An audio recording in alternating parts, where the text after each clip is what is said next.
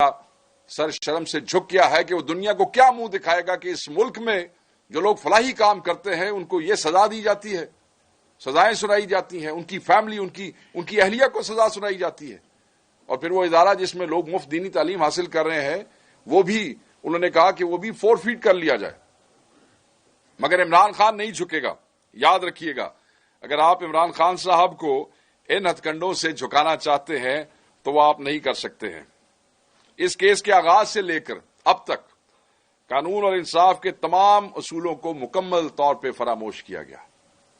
میں بھی آپ کو جج صاحب کے حوالے سے کچھ چیزیں پڑھ کے سناؤں گا، میں وہ کاغذات ساتھ لے کے آیا ہوں، جس کی واضح مثال 9 مئی 2023 کو عدالتی احاطے سے عمران خان صاحب کی غیر قانونی گرفتاری اور جس مینر میں وہ گرفتاری کی گئی تھی، جس سے وہ لوگوں کو پرووک کرنا چاہتے تھے، اور وہ جس حوالے سے وہ کمیشن آج بھی ڈیمانڈ کرتے ہیں، یہ پہلے دن سے اسی طرح ہے۔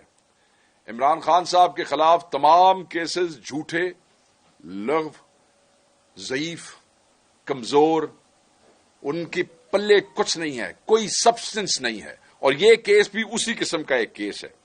یہ ایک بے بنیاد، شرمناک اور بھونڈا کیس ہے جو کہ اسی طریقے سے ہائر کورٹ میں، ہائر فورم پہ ردی کی ٹوکری میں پھینک دیا جائے گا یہ فیصلہ، جس طریقے سے باقی فیصلے۔ جج صاحب کو کیس کنکلوڈ کرنے کی تو بہت جلدی تھی، ہمیں کوئی تاریخ نہیں ملتی تھی، ہم نے شام دیر تک بھی کام کیا تاکہ یہ کیس کنکلوڈ ہو، مگر اس کے بعد جج صاحب نے 1 تاریخ، 2 تاریخ، 3 تاریخیں ایسی گزری جس پر فیصلہ نہیں سنایا۔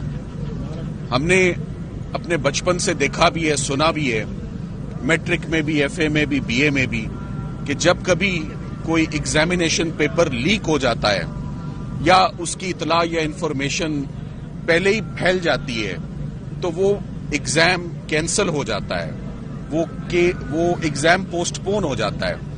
مجھے اس بات پہ بڑی تشویش ہے کہ یہ فیصلہ پچھلے فیصلوں سے زیادہ جو ہے وہ انفیئر ڈیسیژن ہے، جس کا علم وکلا کو نہیں تھا کہ کیا فیصلہ آئے گا، کب آئے گا۔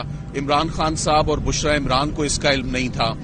اس کا علم اگر تھا تو میڈیا والوں یا کچھ اینکرز کو بڑی ایکوریسی سے ان کو یہ ججمنٹ کب آئے گی اور کتنی سزا آئے گی، اس کا علم ان کو۔ صاحب کا قتل پھر کیا جائے گا، یہ فیصلہ ایک شرمناک فیصلہ ہے۔ یہ فیصلہ سیاسی بغض و عناد پہ دیا گیا فیصلہ ہے۔ نواز شریف کے بیٹے نے اس مقدمے کو، جو پراپرٹی تھی اس کو 9 ارب روپے کی پراپرٹی خریدی۔ یہ سوال نواز شریف سے آج تک نہیں پوچھا گیا کہ یہ 9 ارب روپے اس کے بیٹے حسن نواز کے پاس کہاں سے آئے، اور یہی پراپرٹی 18 ارب روپے میں ملک ریاض صاحب کو بیچی گئی۔ تو اس پہ سوال اٹھتا ہے کہ 9 ارب روپے کے زائد کی جو پراپرٹی ہے وہ کس مد میں پیسے لیے گئے، یہ اس کا جواب دینا پڑے گا۔ آپ ایون فیلڈ بنائیں، ملک کا پیسہ لوٹ کے باہر لے جائیں، منی لانڈرنگ کریں، اور لندن میں پراپرٹیاں بنائیں، اور اس کے بعد آپ ڈیلے کر کے آئیں اور جنرل باجوہ کے ساتھ ڈیلے کر کے آئیں اور اپنے کیس معاف کروائیں۔ یہ سیاست کی یا پاکستان کی جو سیاسی اخلاقیات کی کم ترین کے 2 سال کے ناانصافیوں کو دیکھتے ہوئے جج صاحب کے فیصلے سے ہمیں کوئی حیرانگی نہیں ہوئی۔ جب خان صاحب کو فیصلہ سنایا گیا تو خان صاحب ہنس پڑے جج کے فیصلے پہ۔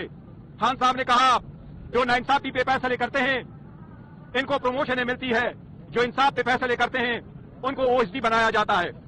بی مسکرائی فیصلہ سن کے۔ ہم نے دیکھا 2 سالوں سے ہمارے ساتھ عدالت رویہ امتیازی اور غیر منصفانہ رہا ہے۔ یہ ایسا کیس ہے جس میں خان صاحب نے 1 روپے کا بینیفٹ نہیں لیا۔ گواہوں نے ایڈمٹ کیا کہ یہ پیسہ انلیگل پروسیڈز نہیں ہے، یہاں سے خان صاحب کو بینیفٹ نہیں ہوا۔ خان صاحب یونیورسٹی کے مالک نہیں بنے، وہ فقط ایک ٹرسٹی ہے۔ آج افسوس کا مقام ہے کہ اس ملک میں جس میں عورتوں کے نام پہ کانفرنسز کرنے پہ فخر محسوس کیا جاتا ہے، ایک عورت جو ایک ٹرسٹی ہے ایک ایسے فلاحی ادارے کے جو بچوں کو پڑھائے، اس کو آپ 7 سال کی سزا دیتے ہیں، یہ شرم کا مقام ہے۔ جس انداز سے نظام انصاف کا جنازہ پڑھا جا رہا ہے، इंसाफ न सिर्फ कत्ल हो रहा है बल्कि कत्ल होता हुआ नजर आ रहा है। मैं ये सवाल करता हूं कि ये सजाएं तो वो हैं जो हमारे 2-3 हफ्तों से सहाफी या एस्टैब्लिशमेंट के टाउट्स वो खुलेआम कहते फिर रहे थे कि 14 साल सजा होगी जी, 7 साल सजा होगी। तो मैं सवाल ये इस जज से करता हूं कि तुम्हें मुंसिफ की कुर्सी पे कैसे तुम बैठे हो कि जब तुम्हारी सजाएं वक्त से पहले उन लोगों तक पहुंच जाती हैं और उनको ये भी पता होता है कि आज सजा मिलनी है या नहीं मिलनी, आज तारीख होनी है या नहीं होनी, और ऐन उसके मुताबिक आप चल रहे हो। बुशरा इमरान खान साहिबा को 7 साल की सजा हुई है, लेकिन यहाँ मैं एक इंकिशाफ करना चाहती हूँ कि उन्होंने जेल में अपनी गिरफ्तारी दे दी है, लेकिन अडियाला जेल के अहकाम उनकी गिरफ्तारी नहीं ले रहे हैं। और हमें ये खदशा है, हमें ये अंदेशा है कि पिछली बार की तरह अब भी उनको बनीगाला शिफ्ट करने के लिए साजिश रचाई जा रही है, हिकमत अमली हो रही है। हम अडियाला जेल के बाहर मौजूद हैं, लॉयर्स की एंट्री नहीं हो रही कि उनकी फॉर्मेलिटीज पूरी की जाए। अंदर से हमें पैगाम मिला है, तो आज हम मीडिया के तवस्सुत से ये पैगाम देना चाहते हैं कि बुशरा इमरान खान साहिबा ने खुद गिरफ्तारी दी है, वो अडियाला जेल में ही बाकी कैदियों की तरह रहना चाहती है। हमने ना खान साहब ने बनीगाला जाना है ना उन्होंने बनीगाला जाना है। तो आज उन्होंने हम ये बताना चाहते हैं कि अगर ये फिर से कोई एडवेंचर करेंगे उनको बनीगाला शिफ्ट करने के लिए, तो हम दोबारा से इस्लामाबाद हाई कोर्ट जाएंगे। तो इससे बेहतर है कि उन्होंने गिरफ्तारी दे दी है तो उनकी गिरफ्तारी कबूल की जाए, उस पर अमल दरामद किया जाए और उनको अडियाला जेल में ही रखा जाए। हम भी खुश हैं, हम दुआ करते हैं कि कल इमरान खान को सजा हो जाए। ये कभी आपने सुना है? सजा हो जाए और केस उस जेल कोर्ट में से निकलकर बाहर आ जाए इंशाअल्लाह। गुआर की मुलाकात गोली की सरकार नहीं चलेगी, लाठी गोली की सरकार नहीं चलेगी। रिहा करो, रिहा करो। इमरान खान, इमरान खान, कौन बचाएगा पाकिस्तान? इमरान खान, कौन बचाएगा पाकिस्तान?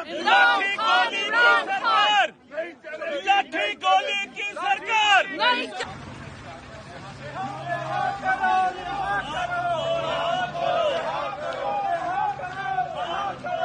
लाठी गोली की सरकार नहीं चलेगी। ज़ालिमों जवाब दो, ज़ालिमों जवाब दो। नामंजूर, नामंजूर।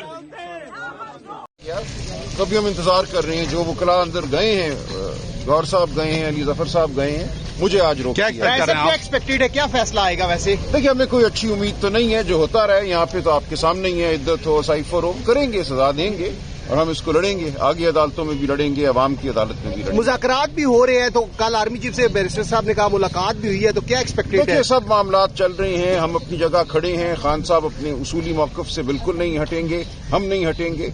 तो जो भी होगा वो उसूल के मुताबिक होगा, कानून के मुताबिक होगा। जो हमारी जद्दोजहद है वो जारी रहेगी। इस फैसले से हमें कोई खौफ नहीं, कोई डर नहीं। 11:30 का टाइम यही कहा गया था कि 11:30 बजे फैसला आएगा। मुझे नहीं, आज मुझे रोक दिया गया है जी। पहले नहीं, वो वकला को जाने दे रहे हैं, कुछ को नहीं जाने दे रहे, मुझे आज नहीं जाने दिया। अच्छा राय साहब, एक परसेप्शन क्रिएट अभी अलकादर का केस क्या? केस ये है, कैबिनेट के सामने एक फैसला आता है, अगर एक मलिक रियाज फैमिली और एक इंग्लैंड के NCA national crime agency private उनके बीच में फैसला होता है, हमारी कैबिनेट के सामने आता है कि अगर आप इसको फैसले को कॉन्फिडेंशियल रखेंगे, सिर्फ कैबिनेट से, अदालत से नहीं, अगर कैबिनेट पे कॉन्फिडेंशियल रखेंगे तो 190 मिलियन पाउंड पाकिस्तान में आ जाएगा सुप्रीम कोर्ट के अकाउंट में। और लेकिन अगर आप इसको कॉन्फिडेंशियल नहीं रखेंगे तो आपको इंग्लैंड के अंदर केस करना पड़ेगा, सिविल केस, जो 5-6 साल चल सकता है। और आपको साबित करना पड़ेगा, आपके ऊपर होगा कि आपने साबित करना है कि वो पैसा मनी लॉन्ड्रिंग का है। हमें वहां कैबिनेट के अंदर पहले भी बताया गया कि $100 मिलियन पाकिस्तान का बैरून मुल्क केसेस के अंदर बह गया है, हार चुके हम। हमारी बड़ा बुरा रिकॉर्ड है बाहर केसेस का, वो भी 5-6 साल लगने, जबकि अब वो पैसा सीधा अब आ जाना था और पाकिस्तान में 190 मिलियन पाउंड आ जाना। बाद में कहते हैं कि जी वो तो किसी और मद में जाना चाहिए था, वो जाना चाहिए था गवर्नमेंट को, सुप्रीम कोर्ट को नहीं जाना चाहिए। भैया कैबिनेट आज जाके सुप्रीम कोर्ट को कहे कि जी वो पैसा दूसरी तरफ ट्रांसफर करें और हम साबित कर देंगे कि ये पैसा मनी लॉन्ड्रिंग से। تو آج بھی کر سکتے. کیا چیز روک رہی ہے ان کو؟ پیسہ تو پاکستان آ گیا ہے. القادر یونیورسٹی جو چیریٹیبل ٹرسٹ ہے, ادھر مفت تعلیم اس طبقے کو دی جا رہی ہے جو بچے کبھی یونیورسٹی تعلیم نہیں لے سکتے, مفت تعلیم ان کو مل رہی ہے وہاں. القادر کے ٹرسٹ میں لکھا ہوا ہے کہ 1 روپیہ نہیں مل سکتا ٹرسٹیز کو, جس میں عمران خان اور بشرا بیگم. جس طرح نمل یونیورسٹی کے ہمیں کوئی پیسہ نہیں مل سکتا, جیسا شوکت خان ہمیں نہیں مل سکتا. یہ چیریٹیبل ٹرسٹ ہے. کہہ رہے ہیں کہ میں نے اس کی وجہ سے اس کو فیور کر دیا. بھئی آپ اگر فیور کر دیا, آپ آج جا کے سپریم کورٹ میں ریٹ کر دیں, یہ پیسہ ادھر ٹرانسفر کر دیں. پیسہ تو پاکستان